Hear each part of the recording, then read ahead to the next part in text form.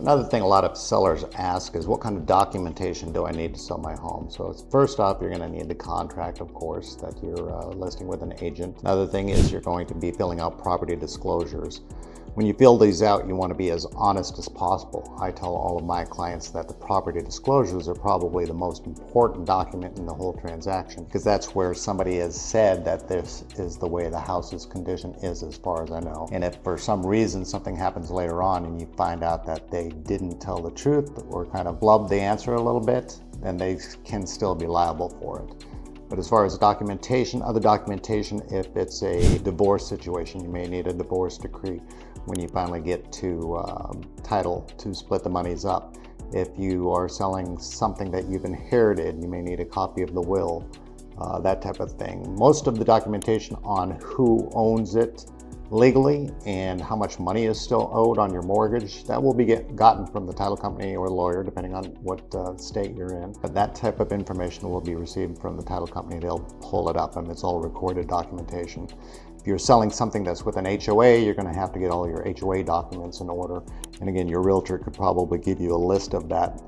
As soon as you get an offer, that offer will probably request all those documents too, but you'll need a full packet for people to review that.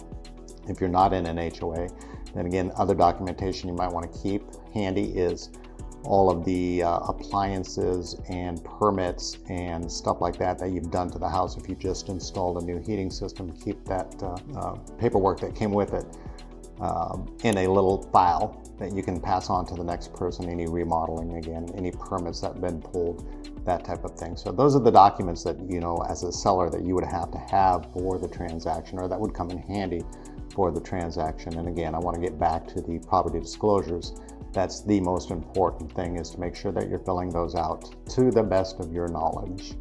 Again, that's the only thing, and that's not one of the only things, that's the thing that can come back and bite you too, is not filling out those property disclosures correctly. Now, as a realtor, they can't guide you on what to answer, so you'll have to do it to the best of your knowledge, and usually it's just from the time you own it. You don't need to try to go back in history on a 1901 home and figure out, okay, what did these people do prior to you? It's what you know, what you have knowledge of.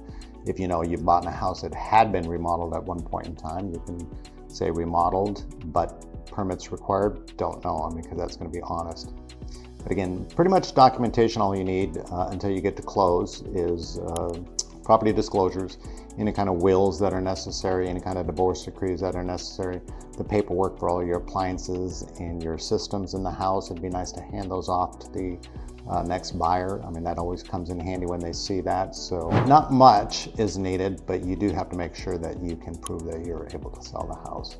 And again, it'd be always nice to receive documents on any new or even used or older fixtures, equipment, appliances, systems that are in the house. If you were to buy a house, it'd be nice if you had those, so you'd like to pass those along to the next person too. Another thing, that if you had an oil tank that was decommissioned, I always tell people that had an oil tank and they had it decommissioned, is to take and frame that certificate to show that it was decommissioned. Frame it and hang it in the garage.